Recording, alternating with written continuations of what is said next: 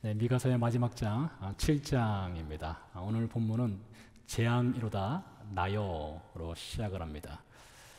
재앙이로다 나여. 오늘 말씀이 좀 심상치 않을 듯한 그런 분위기의 시작인데요. 이 말씀은 미가의 절망과 탄식의 목소리가 되겠습니다. 잠시 뒤에 이 재앙이여 나여라고 하는 탄식을 하게 된 이유를 살펴보겠고요. 먼저 미가가 하나님으로부터 부르심을 받은 그 소명의 현장, 미가서 1장으로 돌아가서 그것을 먼저 짚고 넘어가도록 하지요. 전통적으로 미가서는 미가 선지자가 쓴 것으로 알려져 있습니다. 아마 글을 쓴 시기는 미가가 선지 사역을 다 마친 후에 썼을 것입니다. 미가는 대략 40여 년 정도를 선지 사역을 했습니다. 상당히 오랜 기간 선지자로 섬긴 것이죠. 목사로 본다면 목회 40년 했다, 이렇게 볼 수도 있겠죠.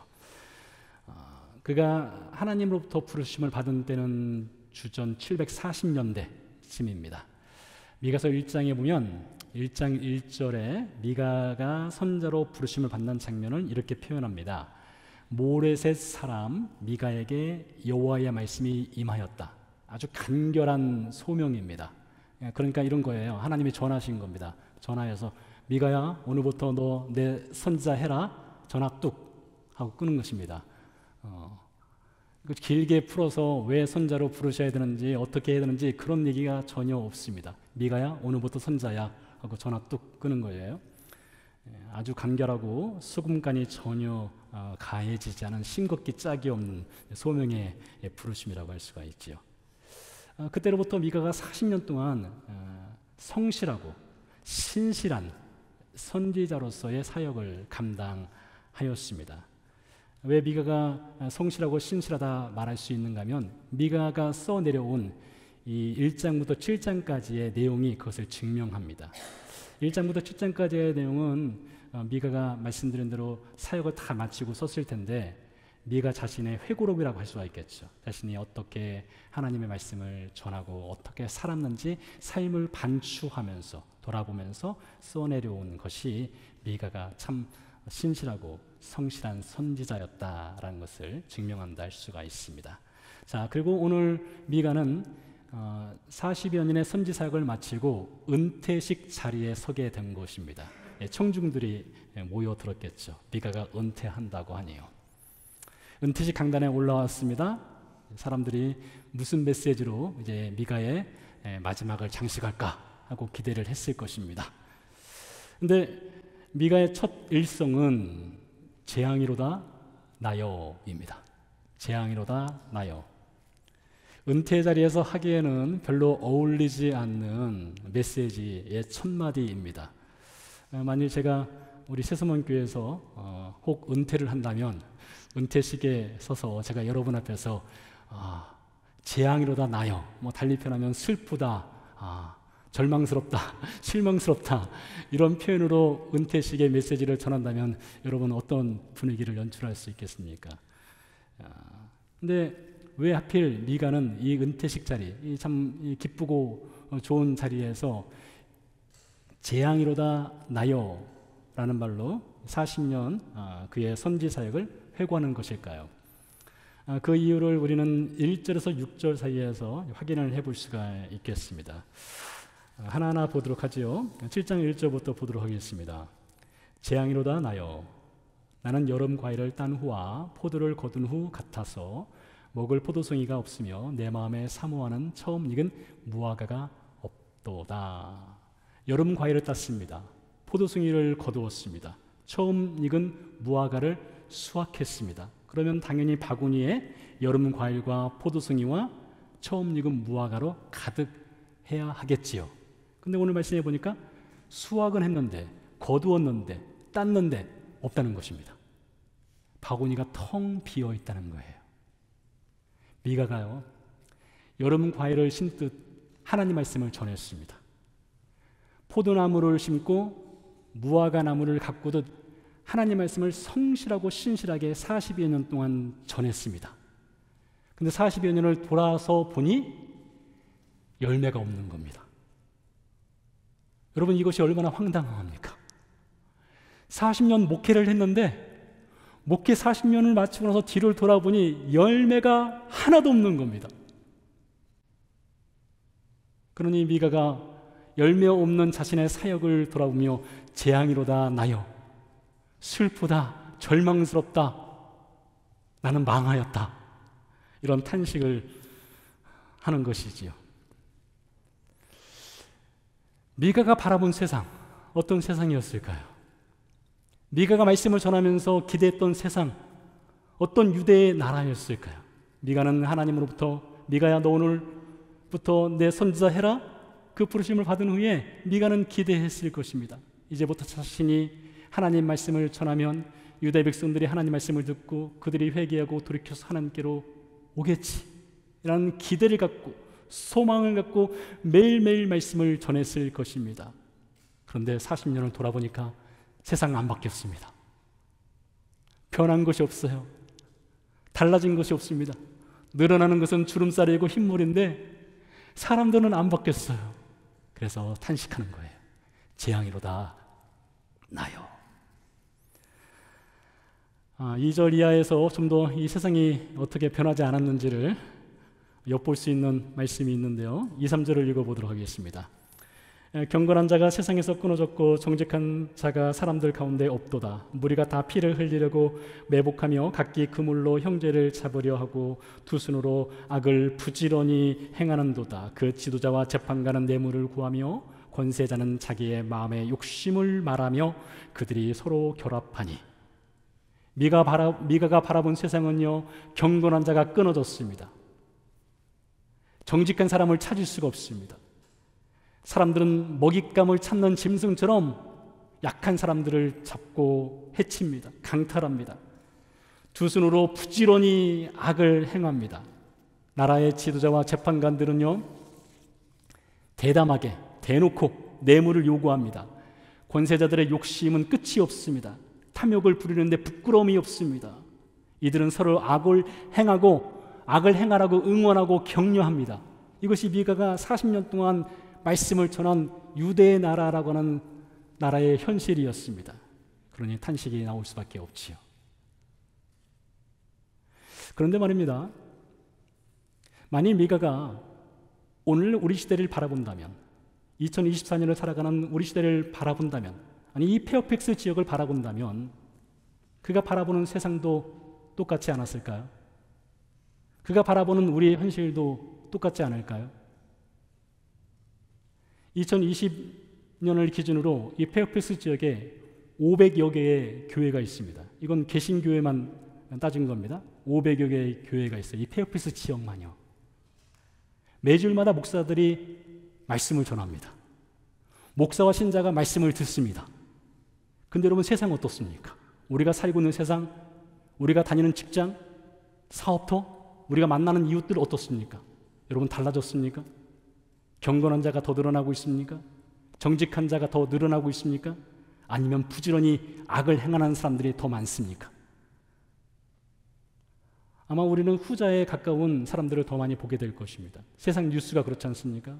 세상 뉴스라는 것이 원래부터 배드 뉴스를 많이 전하기지만 정말 배드 뉴스처럼 정말 그런 일들을 우리가 많이 보게 되지요.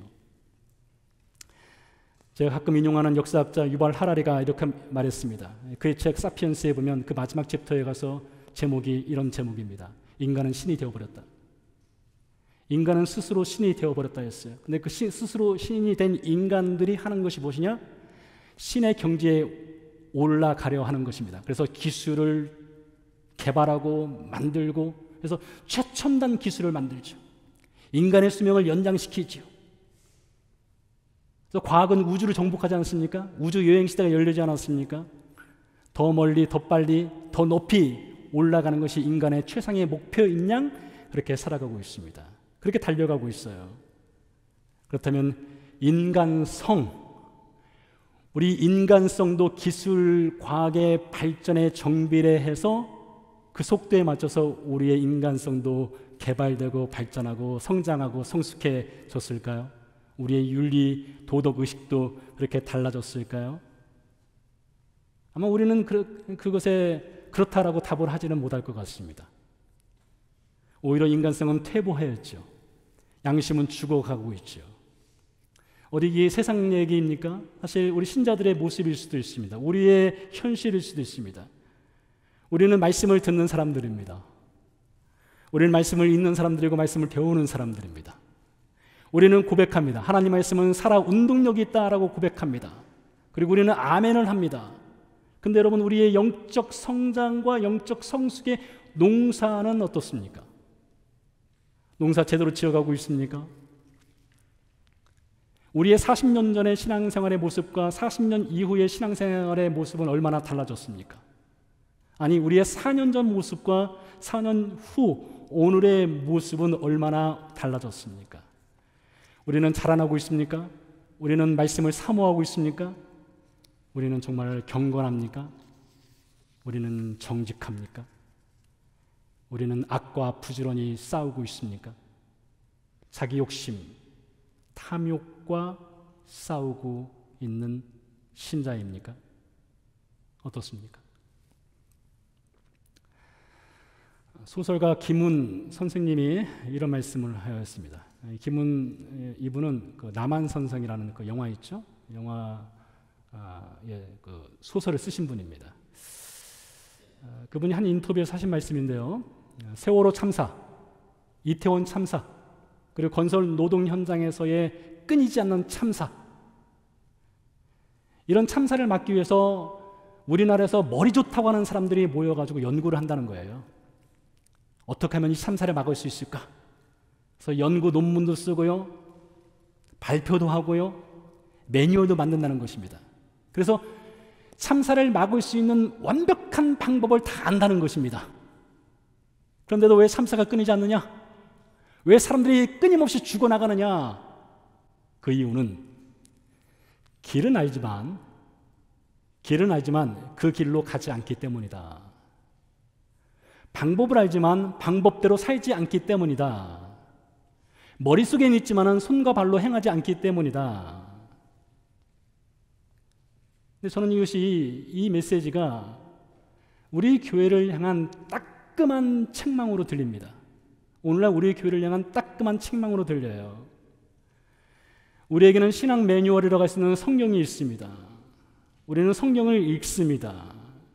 우리가 성경 읽는다고 해서 누가 잡아가지 않습니다. 그런데 여러분, 600~700년 전만 하더라도 성경 읽는 것은 금지되어 있다는 사실 아세요?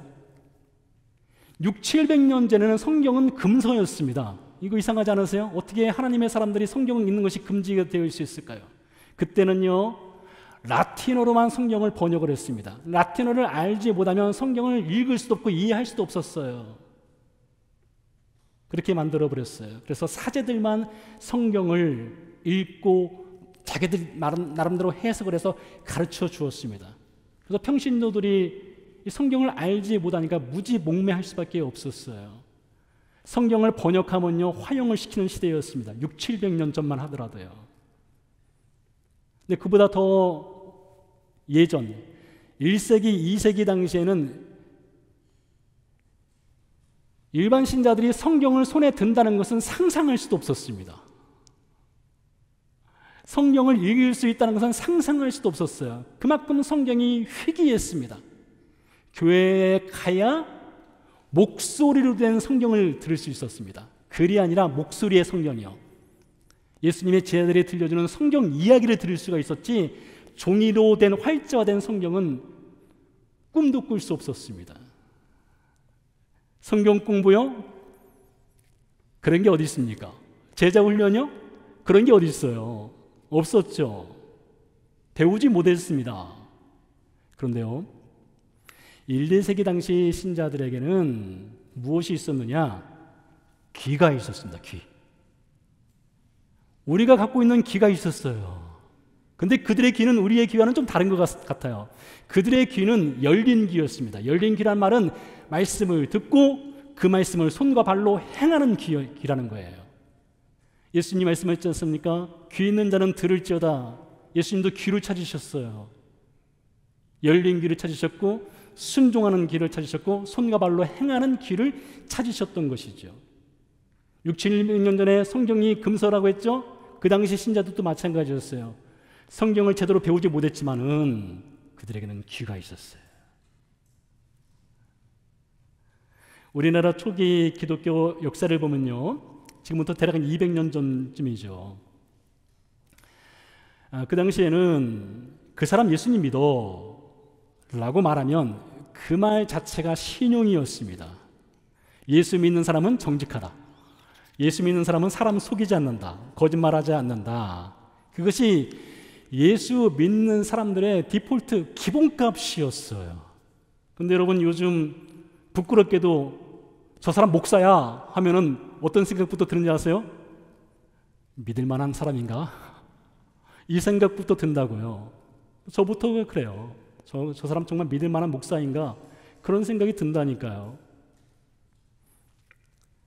여러분, 40년 동안 미가가 정말 신실하게 말씀을 전했어요. 근데 이 40년을 돌아보니까 경건한 자가 끊어졌죠. 정직한 자 찾을 수 없죠. 욕심과 욕망은 끝이 없죠. 그래서 탄식을 저지르는 겁니다. 탄식을 내뱉는 거예요. 근데 우리는 혹 미가 옆에 서가지고 맞아요, 세상 참 안 변해요, 그렇게 말하고 싶다면 여러분 바꿔야 됩니다. 우리가 서야 될 자리는 미가 옆에서 세상 참 안 바뀌어요, 세상 참 안 달라져요, 그것이 아니라 미가 앞에 서서 왜 나는 여전히 이 모양인가, 이 질문을 해야 되는 사람들이 그 대상이 바로 저이고 우리인 것입니다. 왜 나는 여전히 이 모양인가? 하나님 말씀을 수십 년 들었지만, 수백 번 들었지만 왜 나는 여전히 이 모양인가? 이것이죠. 제가 우리 새서문교회를 부임한 뒤로 대략 주일 설교를 한 200여 번 했더라고요.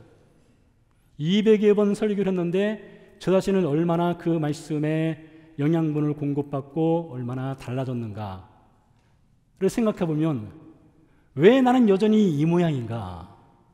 그 탄식이 나온다는 거예요.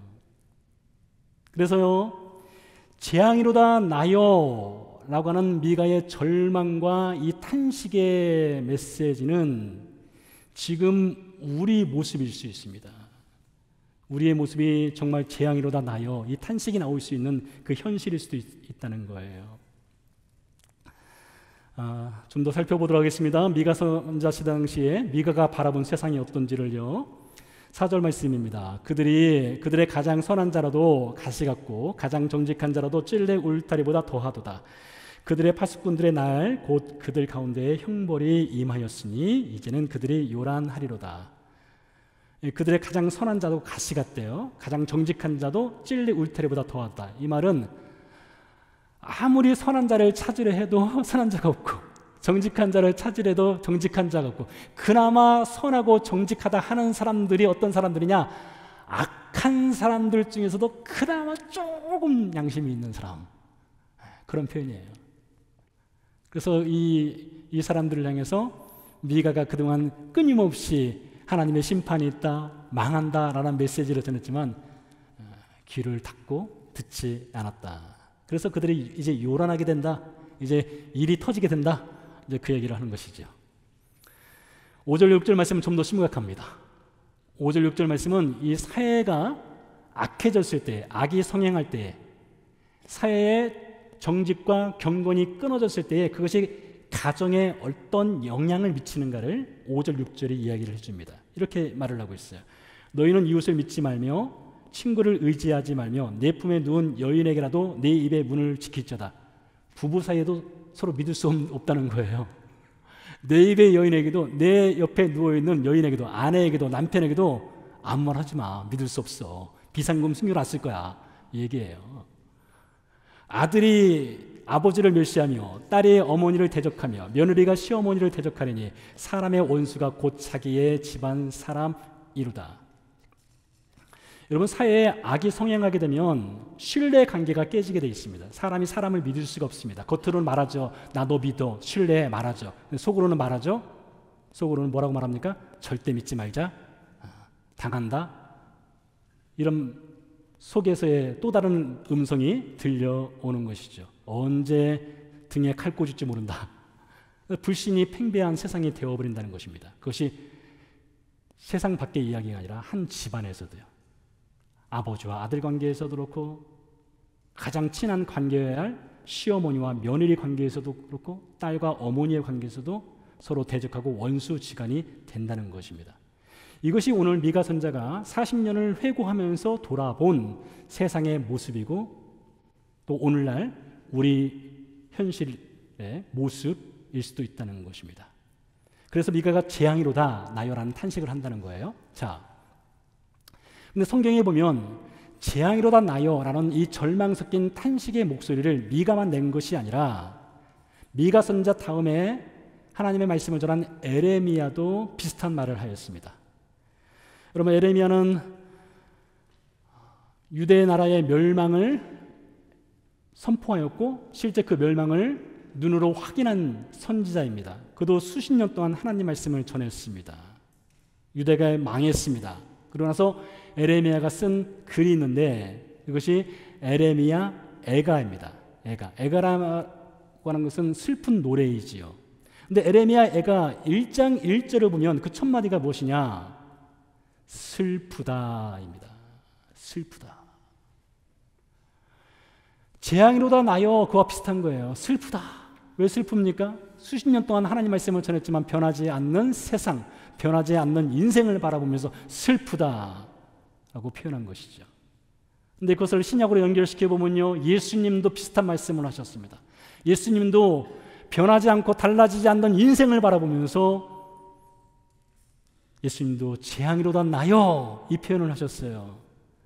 우리가 아는 대로 예수님은 30여 년 동안 사람의 아들로 사셨습니다. 하나님 나라의 말씀을 전하셨습니다. 병자를 치유하셨어요. 죽은 자를 살리셨습니다. 그래서 수많은 사람들이 구름대처럼 예수님을 따라다녔습니다. 따라다녔어요. 그런데 믿지는 않았습니다. 따라다녔지만 믿지는 않았어요. 들었지만 순종하지는 않았습니다. 결국에 그들은 예수님을 십자가에 못 박게 되지요. 예수님께서 십자가에 못 박히셨을 때에 이런 고백을 하셨습니다. 이런 탄식을 하셨어요. 나의 하나님, 어찌하여 나를 버리시나이까. 예수님의 절망이 섞인 탄식의 목소리예요. 그렇게 따라다녔지만, 그렇게 박수를 치고 환영했지만 결국에는 예수님을 십자가에 못 박는 인생들을 향해서 나의 하나님, 어찌하여 나를 버리시나이까.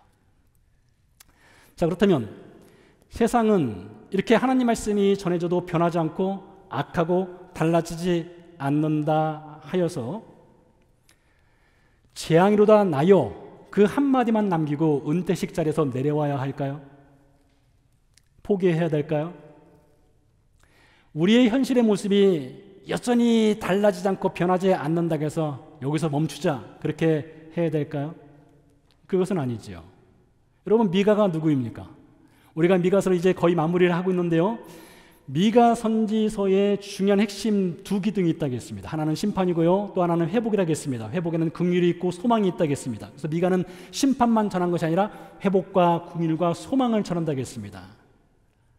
그래서 그동안 미가는 이스라엘 유대 백성들 향해서 너에게는 소망이 있다, 너에게는 회복이 있다, 너에게는 긍휼이 있다라는 말씀을 전했어요. 그런데요, 이제 7장으로 넘어와서는 미가가 소망과 긍휼과 회복을 전하는 대상이 달라졌어요. 대상이 완전히 달라졌습니다. 7장 7절에 보니까 그 대상이 누군지를 말을 해주고 있습니다. 7장 7절입니다. 오직 나는으로 시작합니다. 나는 1인칭 대명사, 나는 누구일까요? 지금 여러분, 미가는 어떤 상태인가 하면 40년 동안 목회를 했는데 세상 바뀌지 않고 변하지 않아서 미가가 너무 실망했어요. 너무 절망했습니다. 그래서 재앙이로다 나요 하고 그가 탄식 가운데 빠져 있습니다. 미가에게 지금 필요한 것은 무엇인가 하면 소망이에요. 그동안 다른 사람들에게 소망을 전했지만 이제 미가에게 필요한 것은 자신을 향한 소망이 필요해요. 자기 자신을 향한 용기가 필요해요. 자기 자신을 향해서 회복이 필요해요. 그래서 말하는 것입니다. 오직 나는 여호와를 우러러보며.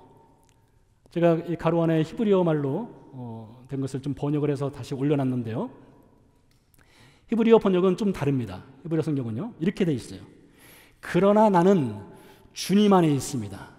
근데 여러분, 그러나 나는 주님 안에 있습니다, 이 표현이요, 이 히브리어 그 말의 어감을 가지고 그것을 보게 되면, 그러나 이 표현에는 어떤 것이 담겨 있는가 하면, 마치 이 마이크 볼륨을 최대한 높이고 목소리 볼륨을 최대한 높여서 그러나 하고 외치는 겁니다. 제가 실제로 크게 하면 놀라실까 봐 네? 그러나 하고 외치는 거예요.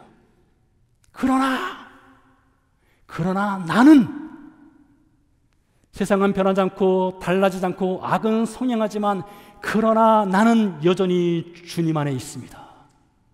그래서 미가 자신을 향해서 말하는 것입니다. 너 절망하지 마라. 너 실망하지 마라. 너 탄식하지 마라. 탄식이 끝이 아니다 라고 말하는 거예요.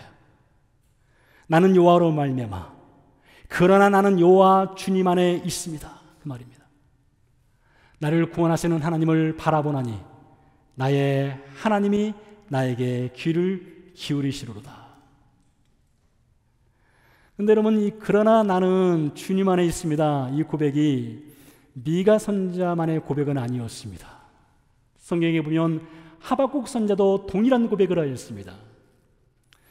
하박국서 3장 17절에 보니까 이런 말씀이 있습니다. 비록 무화과 나무가 무성하지 못하며 포도나무에 열매가 없으며 감람나무에 소출이 없으며 밭에 먹을 것이 없으며 우리의 양이 없으며 외양간에 소가 없을지라도. 어리석은가 본 표현 아닙니까? 미가서 7장 1절 말씀이지요. 여름 과일을 땄고 포도송이를 거두고 처음 익은 무화과를 추수하였는데 바구니가 빈 것처럼 하박국서 3장 17절에서도 무화과 열매도 없고 포도나무 열매도 없고 감람나무 소출도 없고 밭에 먹을 것도 없고 우리의 양도 없고 외양간에 송어도 없고 절망의 시간입니다. 탄식의 시간이에요. 그런데요, 하박국서 3장 18절에서 이 암담한 현실을 바라보는 하박국 선자가 자신을 향해서 이렇게 말을 합니다. 18절입니다. 나는 여호와로 말미암아. 히브리어 원문에서는 그러나 나는 여호와 주님 안에 있습니다. 다시 한번 목소리를 크게 높여서 그러나 나는, 비록 암담한 세상은 있지만은, 세상은 바뀌지 않고 변하지 않았지만은 그러나 나는 주님 안에 있습니다. 주님 안에서 나는 즐거워하며 나의 구원의 하나님으로 말미암아 기뻐하겠습니다 라는 고백을 한다는 것이죠. 근데 이것이요, 예수님께서도 그러한 기도를 하셨어요. 예수님께서도요. 말씀드렸죠. 예수님께서 십자가상에서 나의 하나님 어찌하여 나를 버리시나이까 라고 하는 절망과 탄식을 하였다겠죠. 근데 예수님 그 탄식으로 멈추지 않으셨습니다. 예수님이 바라본 세상, 변하지 않고 달라지지 않는 세상을 바라보면서 나의 하나님 어찌하여 나를 버리셨나이까 그 탄식으로 멈추지 않으셨어요. 이어서 예수님이 이렇게 기도하셨습니다. 아버지여, 내 영혼을 아버지 손에 부탁하나이다. 예수님 하나님 바라보셨어요. 예수님 하나님을 의지하신 거예요. 그리고 자신의 기도에 귀를 기울이시는 하나님께 아버지여, 내 영혼을 아버지께 부탁합니다 라고 기도로 나가신 거예요. 그러니 여러분, 우리의 40년과 40년 전과 40년 후, 4년 전과 4년 후를 비교해 봤을 때 어쩌면 우리는 여전히 내 모습은 왜 이런가? 나는 왜 여전히 이 모양인가? 내 영적 성장은 여전히 왜 빈 바구니뿐인가? 말씀을 들어도 나는 왜 이렇게 변하지 않고 달라지지 않는가? 라고 생각하며 자기 탄식이 있다면 여러분, 그 자리가 바로 소망의 자리입니다. 그 자리가 다시 시작하는 자리가 될 수 있는 거예요. 여러분, 신자는요, 예수 그리스도 안에 있습니다. 그러나 나는 예수 그리스도 안에 있는 거예요. 그래서 신자는요, 믿음으로 하나님을 바라봅니다. 도대체 바라본다는 것이 무엇이냐? 우리가 하나님 바라봐라, 십자가를 바라봐라 하니까 도대체 그게 무엇이냐라고 물으신다면 여러 가지 답을 할 수 있겠으나 그 중에 시편 123편 2절 말씀이 하나님을 바라본다는 것이 어떤 의미인지를 이렇게 가르쳐 줍니다. 말씀은 이렇습니다. 종들이 상전의 손을 바라본대요. 여종이 여주인의 손을 바라본답니다. 왜 종이 상전의 주인의 손을 바라보게 될까요? 왜 종이 여주인의 손을 바라보게 될까요? 도와달라는 거예요. 지금 내가 필요한 것이 있다는 거예요. 손을 좀 내밀어 달라는 겁니다. 그래서 하나님을 바라본다는 것은 무엇이냐? 하나님, 저 좀 도와주세요, 이것입니다. 지금 이 모습 이대로 살지 않도록 도와주세요 라고 간구하라는 거예요. 여러분, 지금 모습에 정말 여러분 만족하시며 살고 계십니까? 지금 우리의 신앙 수준에 만족하며 살고 있어요? 이 정도면 됐지? 아니죠. 그건 아닐 겁니다. 그래서 종들이 상전의 손을 바라보는 것처럼 미가 선자가 나는 하나님을 바라봅니다 라고 기도한 것처럼 우리 신자들이 그렇게 해야 하는 거예요. 주님, 저 좀 도와주세요 라고 하나님을 바라보라는 겁니다. 그러면 미가가 이렇게 얘기했습니다. 나의 하나님은 귀를 기울여서 들으신다. 하나님이 귀를 기울여서 들으신다는 거예요. 여러분, 그 기도 꼭 하세요. 주님, 저는 지금 모습이 싫습니다. 지금 신앙 수준이 싫어요. 여기서 저는 더 나가고 싶어요. 더 깊이 들어가고 싶어요. 더 잘하고 싶어요. 더 성숙하고 싶어요. 저도 열매가 가득했으면 좋겠어요 라고 하나님께 기도하라는 겁니다.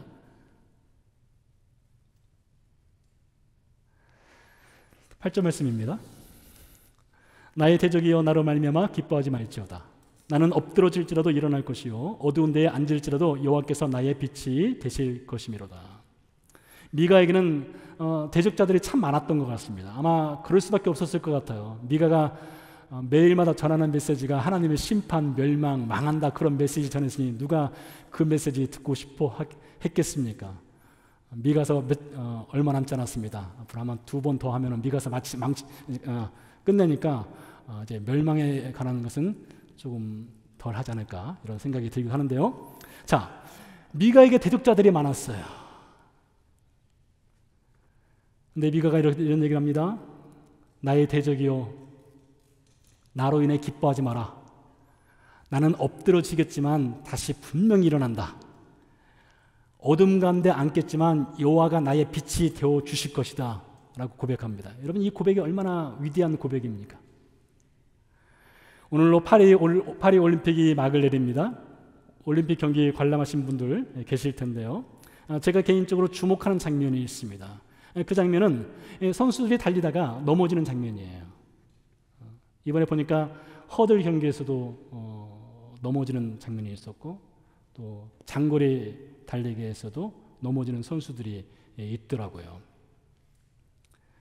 4년 동안 올림픽을 위해서 준비했습니다. 피땀 흘려 준비했죠. 메달을 위해서요. 그런데 넘어짐으로 인해서 메달이 물거품 됐습니다. 바라던 것을 얻지 못했어요. 얼마나 실망스러운 상황이 연출되는 것입니까? 그런데요, 제가 이렇게 보니까 선수들이요, 넘어졌다가 정말 큰 부상이 아니면은 어떻게 합니까? 다시 일어서요. 메달과 상관없지만 끝까지 결승선을 향해서 걸어가든지 달려가든지 기어가든지 가더라고요. 선수들이 이런 말을 합니다. 넘어지는 것은 실패가 아닌 실수일 뿐입니다. 쓰러짐은 마지막이 아닌 앞으로 나아가기 위한 과정인 것입니다.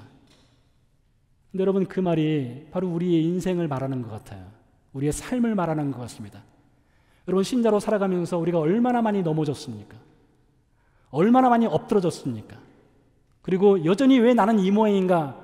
또 우리는 그런 좌절과 절망할 때가 있지 않습니까? 넘어지며 일어서기를 반복하면서 우리는 살아왔습니다. 근데 미가의 고백, 엎드러지지만 결코 그 자리에 머물러 있지 않고 다시 일으켜 세워주시는 하나님이 있다는 거예요. 제가 어떤 분에게 물었습니다. 사람의 손가락이 10개인 이유를 아냐? 사람의 손가락이 10개인 이유. 여러분, 왜 사람의 손가락이 10개일까요? 답이 이렇습니다. 발가락이 10개니까 손가락이 10개인 거지. 그래서 제가 속으로 이런 생각을 했습니다. 이분의 감성지수는 덜 충만하구나. 시인 한민복이란 분이 손가락이 10개인 이유를 이렇게 시에서 썼습니다. 손가락이 10개인 것은 어머니 뱃속에서 몇 달 은혜 있나 기억하려는 태아의 노력 때문인지도 모릅니다. 그러니까 태아가 어머니 뱃속에서 10달을 지내지 않습니까? 한 달 한 달 지내면서 어머니가 자신에게 베풀어준 은혜를 기억하기 위해서 손가락 하나하나를 만들어 간다는 거예요. 근데 여러분, 우리가 몇 번 넘어져 봤습니까? 10번이요? 아니죠. 10번에 10번, 10번에 10번 수도 헤아릴 수 없이 넘어져 봤죠. 하나님이 몇 번 일으켜 주셨습니까? 10번이요? 아니죠. 수도 헤아릴 수 없이 하나님이 일으켜 세워주셨죠. 그래서 오늘 우리가 이 자리에 앉아 있는 겁니다. 그래서 우리가 여전히 이 자리에서 우리가 여전히 내 모양은, 내 모습은 이런가, 나는 왜 이 꼴인가 하면서도 여전히 우리는 하나님 말씀을 공급받고 조금씩 자라가고 있는 거예요. 여러분 기억하십시오. 우리의 신앙 바구니가 혹 지금은 텅 비어 있을지라도 말씀의 씨앗이 심겨지는 자리에 계셔야 됩니다. 기도에 물을 주는 자리에 계셔야 됩니다. 그러면 하나님께서 우리를 자라게 하실 것입니다. 우리를 성장시켜 주실 거예요. 호감입니까? 우리의 4년 뒤에는 오, 많이 컸네, 많이 자랐네, 좀 달라졌네, 변화되었네, 하나님이 기뻐하시겠네, 그런 신자가 될지도요. 함께 기도하도록 하겠습니다.